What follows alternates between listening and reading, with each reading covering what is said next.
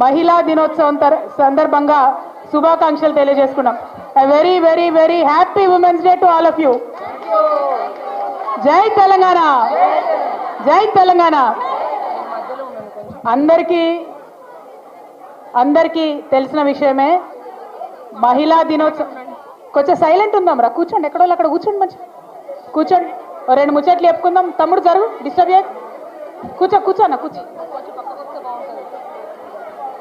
ఇవాళ మహిళా దినోత్సవం సందర్భంగా మనం ఒక రెండు విషయాలు మాట్లాడుకోవాలి. మాట్లాడుకుందామా వద్దా? మరి సైలెంట్ ఉంటారా లేదా? ఉమ్మక్క జాగ్రత్త, పక్క తీసుకోరా ఉమ్మక్కని, ఇక్కడ తీసుకో ఉమ్మక్క, ఇక్కడ రండి, కూర్చోండి రా. మిగతా వాళ్ళు స్టేజ్ మీద అట్లా కూర్చోండి, చైర్స్ ఉంటే కూర్చోండి. సుశీలమ్మ సెటిల్ అవ్వండి ఎక్కడ.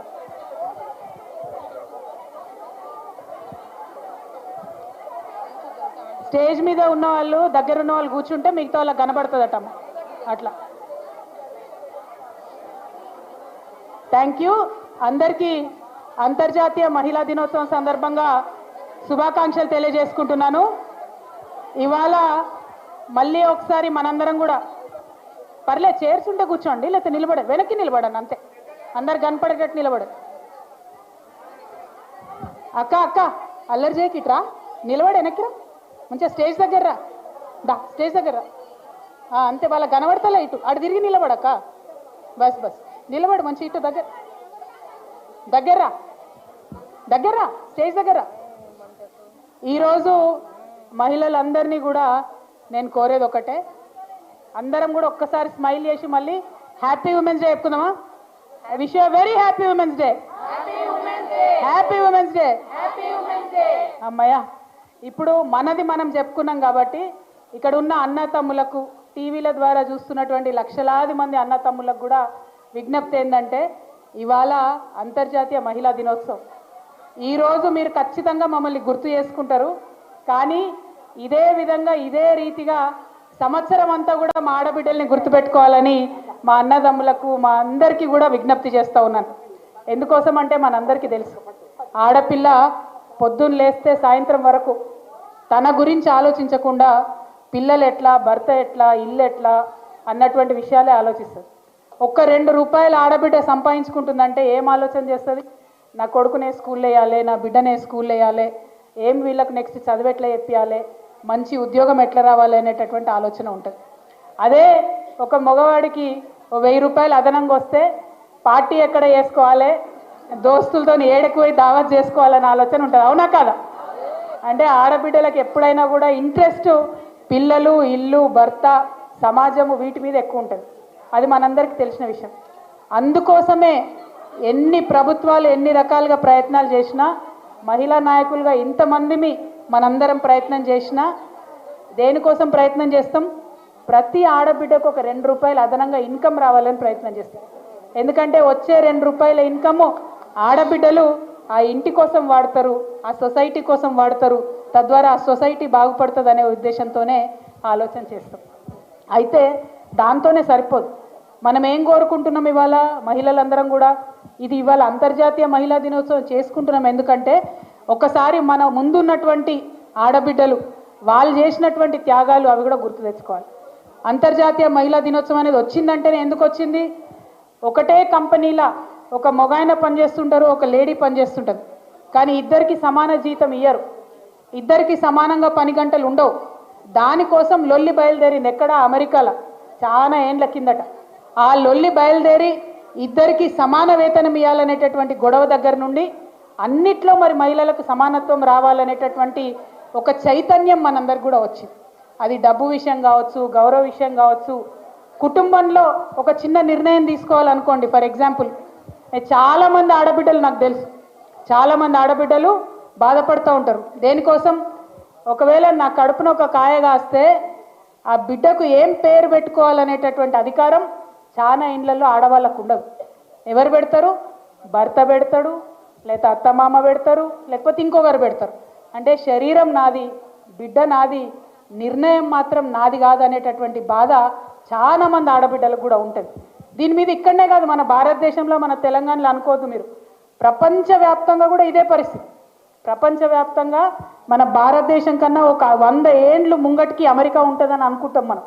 అమెరికాలో కూడా అదే పరిస్థితి. శరీరం నాది, బిడ్డ నాది, పేరు పెట్టే అధికారం మాత్రం నాది కాదు. ఈ చర్చ అంతటా జరుగుతున్నది, ఇక్కడనే కాదు. అదేవిధంగా హక్కుల కోసం నా బిడ్డను ఏ స్కూల్లో వేయాలి నిర్ణయం నాకు ఉండదు. నా బిడ్డను ఎవరికి ఇచ్చి పెళ్లి చేయాలి నిర్ణయం నాది ఉండదు. ఇట్లా అనేక రకాలుగా నిర్ణయాలలో మహిళలు వెనకబడి ఉన్నారు. సో సమాన హక్కు కావాలంటే సమాన వేతనమే కాదు, సమాన గౌరవం, సమాన నిర్ణయాధికారం ఉన్నప్పుడే సంపూర్ణంగా మహిళా సాధికారిత సాధించినట్టు అనేటటువంటి విషయాన్ని మనందరం ఆలోచన చేయాలి. నిజంగా మన తెలంగాణ మనం ఒక అడుగు ముంగట్నే ఉన్నాం ప్రపంచం కన్నా. ఎందుకంటే మనకు మొదటి నుంచి ఇప్పటి వరకు వీర నారీమణులు అనేక మంది మన తెలంగాణ నుంచి పుట్టిన వాళ్ళు ఉన్నారు. అది మన చిట్యాల ఐలమ్మ కావచ్చు, మన రాణి రుద్రమదేవి కావచ్చు, ఒకరు కాదు ఇద్దరు కాదు అనేక మంది మహిళలు, గొప్ప గొప్ప మహిళలు తెలంగాణ గడ్డ మీద పుట్టిండ్రు. పేద ఇంట్లో పుట్టినమా, పెద్ద ఇంట్లో పుట్టినమా, రాణివాసంలో పుట్టినమా, ఇంకో దగ్గర పుట్టినమా అని కాదు. మహిళలందరం కూడా మనది ఒకటే కులం. ఒక్కసారి గుండెల మీద చేసుకొని ఆలోచించాలి.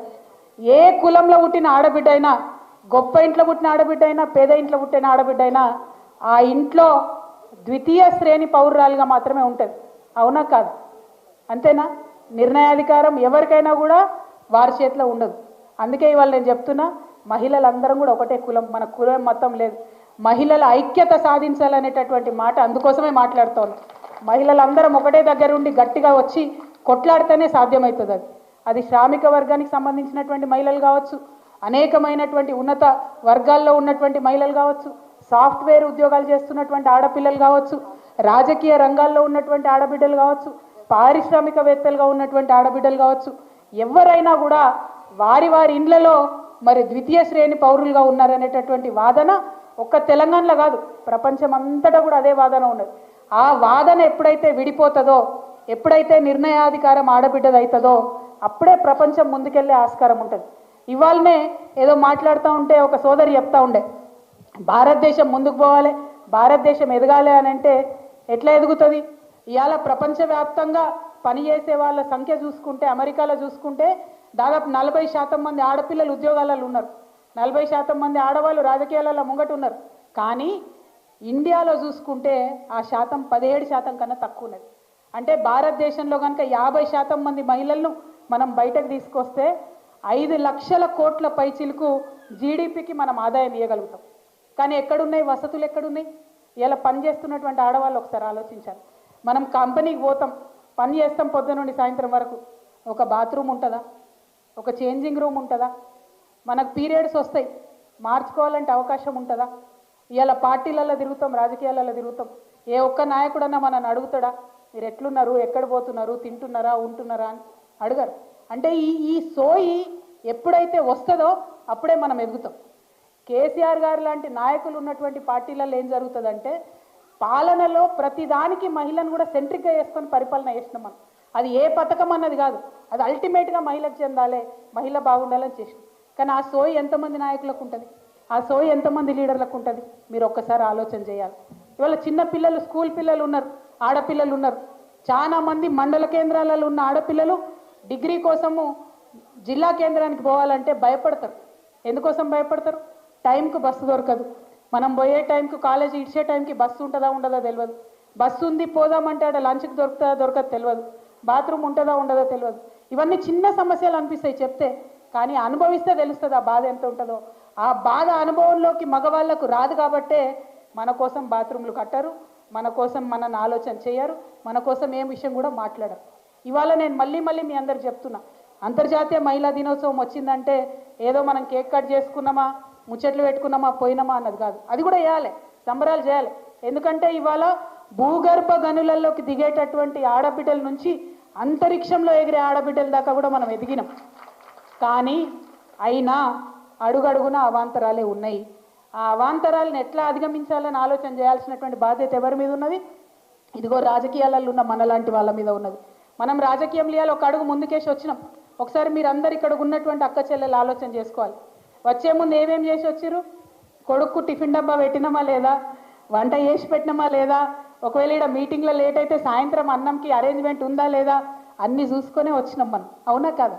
అంటే ఆడవాళ్ళం మనం డబుల్ పని చేయాలి. ఒకటి కాదు రెండు కాదు డబుల్ పని చేయాల్సి ఉంటుంది. అంత డబుల్ పని చేస్తే కూడా మళ్ళీ ఎక్కడన్నా ఫెయిల్ అయినాం అనుకోండి, నేను చెప్తే కదనే మీ ఆడవాళ్ళకి సీట్లు లేదంటే ఇద్దరు ఆయన తోడిపోయారు అంటారు. అవునా కదా? అదే సీట్లో ఒక మగ ఆయన 3 సార్లు ఓడిపోతే 4వ సారి టికెట్ ఇస్తారు, కానీ ఆడవాళ్ళు ఒక్కసారి ఓడిపోతే ఏ ఆడవాళ్ళకి ఇవ్వద్దా అంటారు. అంటే మన మీద అదొక ప్రెషర్, అదనపు బర్డెన్. అంటే నీకు ఏదైనా పని చెప్తే అది సక్సెస్ చేయాలని అదొక అదనపు బర్డెన్. ఎందుకు ఈ మాట చెప్తా ఉన్నా అంటే, ఊకదంపుడు ఉపన్యాసాలు మస్తు ఇవ్వచ్చు, కానీ నిజమైనటువంటి ఆలోచన చేసుకొని తెలంగాణ బిడ్డలం మనం ముందడిగేసినాం కాబట్టే ఆనాడు ఉద్యమంలో సక్సెస్ అయినాం. తెలంగాణ వచ్చిన తర్వాత మరి అద్భుతంగా మన మహిళలు ప్రగతి సాధించాలంటే యోగిట్లా ఆలోచన చేసుకోవాలి. ఉట్టుటిగా ఉపన్యాసాలు పాటలు ఎగ్జైట్ అవ్వడు అది కాదు, అది జరుగుతూనే ఉంటుంది. టీవీ ఛానల్ వాళ్ళు ఉన్నారబ్బా, చాలా మంది నా దగ్గరికి వచ్చి మహిళా దినోత్సవం ఇంటర్వ్యూ ఇవ్వమని అడుగుతారు. నేను ఒక 10 ఏళ్ళ బంద్ పెట్టిన మహిళా దినోత్సవం ఇంటర్వ్యూలు ఇచ్చుడు. ఎందుకోసం తెలుసా? నేను ఒకటే చెప్పిన, మహిళా దినోత్సవం వచ్చి నన్ను అడగక ఇంటర్వ్యూ ఇవ్వమని. ఎవ్రీడే రా నా దగ్గరికి, ఎవ్రీడే వచ్చి నా ఒపీనియన్ అడుగు, ఈ విషయం మీద నీ ఒపీనియన్ ఏందని చెప్పి నేను చెప్తా. అంతేగాని మహిళా దినోత్సవం మీద వచ్చి నువ్వు మహిళల సాధికారిత మీద ఇంటర్వ్యూలు అంటే నేను 10 ఏళ్ళ బంద్ పెట్టిన ఇంటర్వ్యూలు ఇస్తలేదు. ఎందుకంటే నేను బలంగా చెప్పిన, ఎవ్రీడే ప్రతి విషయం మీద నా ఒపీనియన్ అడుగు, మహిళగా నేను చెప్తాను. కానీ మహిళా దినోత్సవం అప్పుడే మేము గుర్తొస్తే దాని లాభం ఏమవుతుంది? దేవుళ్ళు దేవతలు మహిళలు అంటారు మనల్ని. అవును, దేవుళ్ళు అయితే ఏమవుతుంది? ఫోటో పెడతారు, పూజ చేస్తారు, దండేస్తారు, తర్వాత అవుట్. బయటకు పోయినాక గుర్తుంటారా? ఉండరు. అట్లా దేవుళ్ళు దేవతలు అంత గౌరవం మాకు అవసరం లేదు. మీతో సమానంగా మనుషులుగా మమ్మల్ని చూస్తే చాలని చెప్పి నేను ఈ సందర్భంగా మాట్లాడుతూ ఉన్నాను. ఎందుకోసము ఈ మాటలు చెప్తా ఉన్నా అంటే, మనము కేసీఆర్ గారి సైనికులం. ఏం చేసిరు కేసీఆర్ గారు? మనకు అవకాశం వస్తే, తెలంగాణ రాష్ట్రం వస్తే అనేకమైన కార్యక్రమాలు మహిళలకు చేసుకున్నాం. ఇలా నిజంగా మీరు ఆలోచించండి, ఒక పేద ఇంటి ఆడపిల్ల గర్భవతి అయితే ఎవరిస్తారమ్మా నెలకు 1000 రూపాయలు? అత్తిస్తాడా, మామిస్తాడా, భర్త ఇస్తాడా, 2 పండ్లు కొనుక్కోమని ఎవరైనా మేనమామ వచ్చి ఇస్తాడా? కేసీఆర్ గారు ఇచ్చిరమ్మా ఆలోచన చేసి. ఇవాళ ఆ పథకాన్ని కూడా తీసేసేంత కర్కోటకమైన ప్రభుత్వం తెలంగాణలో ఉన్నదంటే మరి మనం నాయకురాళ్ళ మహిళల మాట్లాడాలన్నా వద్దా ఒకసారి ఆలోచించి. అంటే మన కోసం కాదు, పక్కోళ్ళ కోసం మాట్లాడాలి. ఎప్పుడు మనం పవర్ఫుల్ అవుతాం తెలుసా? మా అక్క చెల్లెలందరూ ఒకసారి ఆలోచించుకోవాలి. మన కోసం మనం మాట్లాడుకుంటే సెల్ఫిష్ అవుతాం, స్వార్థపరులు అవుతాం. పక్కోని హక్కుల కోసం మాట్లాడితే నువ్వు పవర్ఫుల్ అవుతావు. అది ఒక మహిళ నాయకురాలుగా ఎదగాలన్నా, నాయకులుగా ఎదగాలన్నా ఆలోచించుకోవాల్సిన అంశం. ఇంకొక మాట అక్క, మా అక్క చెల్లెలకు కూడా నేను చెప్పాలి, టీవీల ద్వారా కూడా ప్రపంచం అంతా చూస్తుంది కాబట్టి చెప్పాలి. ఆడవాళ్ళైనా మగవాళ్ళైనా సక్సెస్కి షార్ట్ కట్ ఉండదు. ఎవరైనా కష్టపడాల్సిందే. ఆడవాళ్ళు ఇంకెక్కువ కష్టపడాలి. ఇగో ఇక్కడ ఉన్న మా అక్కలందరికీ తెలుసు, ఎమ్మెల్యేలుగా గెలిచిన వాళ్ళు ఉన్నారు, జెడ్పీ చైర్మన్లుగా చేసిన వాళ్ళు ఉన్నారు, మినిస్టర్లుగా చేసిన అక్కలు ఉన్నారు, ఎంపీలుగా చేసిన వాళ్ళు ఉన్నారు. మా అందరికీ కూడా తెలుసు ఎన్ని కష్టాలు ఉంటాయో. అయినా సరే కష్టపడదాం. ఎందుకంటే లక్షలాది మందిలో ఒక్కరిగా నిలవాలంటే ఎవరైనా కష్టపడాలి. నాకు ఆదర్శం ఇద్దరబ్బా ప్రపంచంలో. ఒకటి మార్గరెట్ థాచర్, ఆమె బ్రిటన్కి ప్రధానమంత్రి ఉండే. ఇంకొకటి కేసీఆర్ గారు. ఆ బ్రిటన్ ప్రధానమంత్రి ఉన్నామే ఒక మాట చెప్తుంది. ఏమంటది తెలుసా? ఏదైనా ముచ్చట పెట్టేది ఉంటేనట పని మగవాళ్ళకి అప్పచెప్పాలన్నట. మీద మాట్లాడతారు, కానీ ఆ పని జరగాలంటే మాత్రం ఆడవాళ్ళకే చెప్పానంట. ఎందుకంటే ఎంటబడి చేయించుకొని వస్తారు. ఆమె చాలా బలంగా పనిచేసిన నాయకురాలు. చాలా పెద్ద ఎత్తున ఆమెను వ్యతిరేకించినా కూడా గొప్పగా ప్రధానమంత్రిగా ఆమె బ్రిటన్ని ముందుకు తీసుకెళ్ళినటువంటి నాయకురాలు. ఒక చిన్న ఎగ్జాంపుల్ చెప్తాం మా ఆడబిడ్డలకు అర్థం కావడానికి. అయితే ఆ మార్గరెట్ థాచర్ అనేట ఆమెకి పాపం గొంతు సన్నగా వస్తుంది అన్నట్టు, కీచు గొంతులాగా వస్తుంది. ఆమె గొంతు కీచు గొంతులాగా ఉందని చెప్పి ఆమెకు రాజకీయంగా అవకాశాలు ఇవ్వకపోతే ఆమె కష్టపడి ఆమె గొంతు మీద వర్క్ చేసి బలమైన గొంతుగా బలమైన విషయం వినిపించాలని ఆ స్థాయి నుంచి పనిచేసి పైకి వచ్చిన నాయకురాలు. అంటే మనలో లోపాలు ఉంటాయి, మనలో ఖచ్చితంగా ప్రతి మనిషి అనక లోపాలు లేకుండా ఎందుకుంటాం. ఎంత పెద్ద నాయకుడైనా కడుపు తల్లిలకెళ్ళి నాయకుడుగా పుట్టాడుగా. కేసీఆర్ సార్ పుట్టినప్పుడు పసిబిడ్డగానే పుట్టిండు, కానీ ఇవాళ ఆయన ప్రతి ఒక్కరి గుండెలలో ఉన్నాడంటే ఆయన పడ్డ కష్టం. సక్సెస్కి షార్ట్ కట్ లేదు. సక్సెస్ కావాలంటే ఆడవాళ్ళైనా మగవాళ్ళైనా పనిచేయాల్సిందే.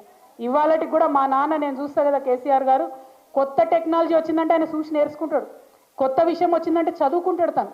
మనం అది చేయలేదనుకోండి, నిత్యం అధ్యయనం చేయలేదనుకోండి, ఫెయిల్ అయిపోతాం.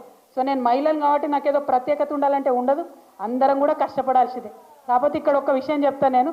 మా నాన్న ఇవాళ ఇంత పెద్ద నాయకుడు ఏంటంటే అందులో 2 మహిళల పాత్ర ఉన్నది. ఒకటి మా నాన్న వాళ్ళ అమ్మది, ఇంకొకటి మా అమ్మది. మా అమ్మ ఓపికగా అండగా నాన్నతో నిలబడ్డది కాబట్టి తెలంగాణ ఉద్యమంలో ఆయన కుటుంబం విడిచిపెట్టి పోయినా కూడా ఆమె ఇంటిని చూసుకున్నది కాబట్టి ఇవాళ వారు అంత పెద్ద నాయకులే. సో మన పాత్ర తెర వెనుక ఉన్నా తెర మేము ముంగటున్నా తక్కువేం ఉండదు. కాబట్టి మనం ధైర్యం కోల్పోవాల్సిన అవసరం లేదు. ఇక్కడ మాత్రం ఇంకొక విషయం దయచేసి నేను మీ అందరికి చెప్పదలుచుకున్నా, మీరు కూడా ఆలోచించాలి. ఎందుకంటే మీరు ఇక్కడ వచ్చిన వాళ్ళందరూ కూడా పవర్ఫుల్ నాయకులు, మీరు అందరూ మళ్ళీ బయటకు పోయి 1000 మందికి చెప్తారు కాబట్టి ఖచ్చితంగా ఈ మాట చెప్పాలి. నేను ఉట్టిగా చెప్తలే, పంజాల కింద పోయి. ఎందుకు తెలుసా, కేరళ ప్రభుత్వం ఒక పని చేసి టెక్స్ట్ బుక్స్లలో బొమ్మలు ఉంటాయి, చిన్నపిల్లలకు నేర్పించే బొమ్మలు. మామూలుగా బొమ్మలు ఎట్లుంటాయి, ఒక ఇంటి బొమ్మ తీస్తే అమ్మ వంటింట్లో వంట చేసుకుంటుంటుంది, నాన్న కూర్చొని రాసుకుంటుంటాడు. మగపిల్లగాడేమో ఏరోప్లేన్లతో ఆడుకుంటుంటాడు, ఆడపిల్లనేమో బొమ్మరిళ్లతో ఆడుకుంటుంటాడు. అంటే అర్థమైంది, ఆడపిల్లలు బొమ్మలతో ఆడుకోవాలి, మగపిల్లగాళ్ళు ఏరోప్లేన్లో కూడా ఆలోచన చేయొచ్చు, నాన్ననేమో మీద కూసుకొని రాస్తాడు, అమ్మ వంట చేస్తుందని అర్థం. చెప్పకనే ఒక మగపిల్లగాడికైనా ఆడపిల్లకైనా మనం అది చెప్తున్నాం. కేరళ ప్రభుత్వం దీని మీద ఆలోచన చేసి అధ్యయనం చేసి ఏం చేసిందంటే, ఇవాళ కేరళ టెక్స్ట్ బుక్లలో మీరు చూసుకుంటే ఆడబిడ్డలు రాసుకునేది ఉంటుంది, నాన్న వంట పనిలో సహాయం చేస్తున్నది ఉంటుంది, ఆడపిల్లలు ఆడుకునేది ఉంటుంది, స్పోర్ట్స్ ఉంటుంది, మగపిల్లగాళ్ళు ఇంకో పని చేస్తుంది. అంటే అందరూ కూడా ఎవరైనా ఆడ మగ తేడా లేకుండా పనిని పంచుకోవాలి, కుటుంబ భారాన్ని పంచుకోవాలి, ఆకాశమే హద్దుగా మనకు అవకాశాలు దొరుకుతాయి, దానికోసం ఆలోచన చేయాలని ఒక మెసేజ్, ఒక బొమ్మలు ఉంటుంది. అటువంటి ప్రయత్నం మన తెలంగాణలో జరగాలి. అటువంటి ఆలోచన మన తెలంగాణ ప్రభుత్వం చేసే విధంగా ఇగో ఇక్కడ ఉన్న మహిళా నాయకులు మనం అందరం కూడా ప్రయత్నం చేయాలి. ఆ చిన్న చిన్న విషయాలు. ఇంకొక మాట ఏంది, మనకు లేడీస్ కూడా లేడీస్నే మాట్లాడుకుంటాం మనం 10 సార్లు. ఏమంటాం, ఎవరైనా మగపిల్లాడు ఏడుస్తున్నాడు అనుకో, ఏ ఊకి ఆడపిల్లలకి ఏడవకరా అంటాం. అంటమానవా? మనం బంద్ పెట్టుకోవాలి అటువంటి మాటలు. నిజంగా చెప్తున్నాను, తక్కువ చేసుకోవద్దు మనల్ని మనం, ఎట్టి పరిస్థితుల్లో మనల్ని మనం ఇన్సల్ట్ చేసుకోవద్దు. ఇంకొక మాట మనకు గుర్తొస్తుంది, నేను చిన్నప్పుడు 5వ 6వ తరగతిలో మా స్టాన్లీ స్కూల్ నడిచిపోయి వస్తుంటే ఆడ ఒక థియేటర్ ఉంటుంది. ఆ థియేటర్లు అన్నీ పిచ్చి సినిమాలు ఆడుతుంటాయి. అయితే అక్కడ ఒక అశ్లీలంగా ఉన్నటువంటి పోస్టర్ ఉంటే నేను చూసిన 5వ 6వ తరగతిలో చాలా మంది ఆడవాళ్ళు వచ్చి ఆ పోస్టర్ వీక్ అక్కడ తగలబెట్టారు. నాకు అర్థం కాలే వీళ్ళు ఏం చేస్తున్నారు. కానీ ఆ తర్వాత ఇప్పటి వరకు కూడా నేను ఈ 10 సంవత్సరాలలో నేను రాజకీయంగా ఇంత యాక్టివ్గా తిరుగుతున్నా, ఎక్కడ కూడా ఒక మహిళా మండలి పోయి ఒక పోస్టర్ తగలబెట్టింది నాకు కనబడలే. ఇవాళ మన ఇండ్లకు నెట్ఫ్లిక్స్, జీటీవీ, వీటీవీ 100 టీవీలల్లో అశ్లీసం అంతా మన ఇంట్లోకే వచ్చింది, మన సోఫా కాడికే వచ్చింది. ఒక్కళ్ళమన్నా మాట్లాడుతున్నామా అక్క? ఒక్కళ్ళమన్నా వాయిస్ రేజ్ చేస్తున్నామా? అంటే మన పురాణాలు ఏం చూస్తున్నారు, మనం ఏం చూస్తున్నాం ఆలోచిస్తలేం. నేను మీతో రిక్వెస్ట్ చేసేది ఒక్కటే, మహిళా సాధికారిత అంటే టీవీలకు మహిళ ఏ విధంగా కనబడుతుందో ఆ ముద్ర ఇక్కడ పడుతుంది మగపిల్లలకు. మహిళల మీద క్రైమ్ ఎక్కువైతుందంటే టీవీలలో చూపించే బొమ్మల్ని చూసి మహిళ అంటే ఇట్లా బొమ్మలాగా ఉండాలనుకుంటారు. అట్లా కాదు, అమ్మలాగా ఉండాలని నేర్పించే కల్చరు మనం మొదలు పెట్టాలి. దానికోసం మహిళా నాయకత్వం మనమంతా కూడా తప్పకుండా కృషి చేయాలి. ప్లీజ్ ఎక్కడ కూర్చోవాలి, సైలెన్స్ ఉండండి. మహిళల ఐక్యత, కేసీఆర్ గారి నాయకత్వం, మహిళల ఐక్యత.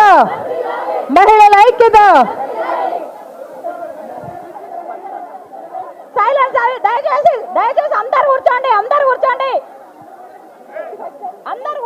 ఎక్కడ కూర్చోండి, నిలబడాలి కూడా, అందరు నిలబడండి.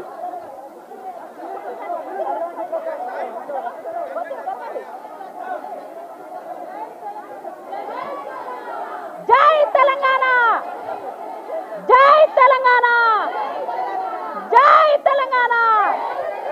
మహిళల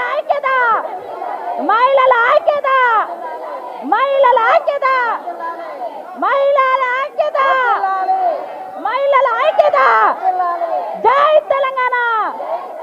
జై తెలంగాణ, జై కేసీఆర్, జై కవితక్క, మహిళల ఐక్యత, జై తెలంగాణ.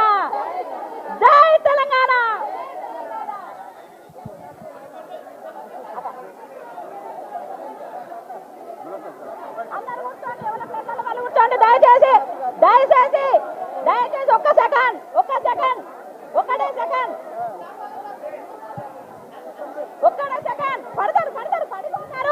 పడిపోతారు. ప్లీజ్ నెట్టుకోకండి.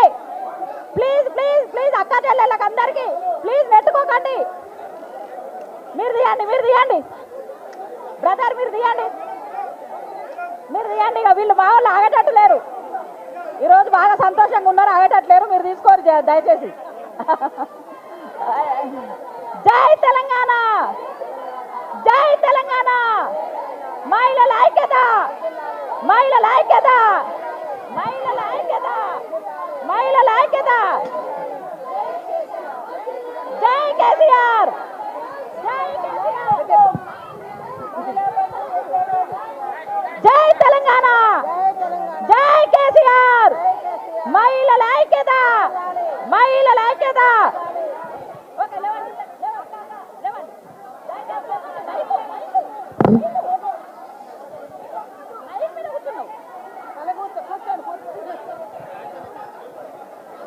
దయచేసి ఎవరి ప్లేస్లలో వాళ్ళు కూర్చోండి అందరు కూర్చోవాలి దయచేసి ఈ టేబుల్ తీయండి తమ్ముళ్ళు ఈ టేబుల్ తీయండి మీరు కూర్చోండి దయచేసి ఎవరి ప్లేస్లలో వాళ్ళు కూర్చోండి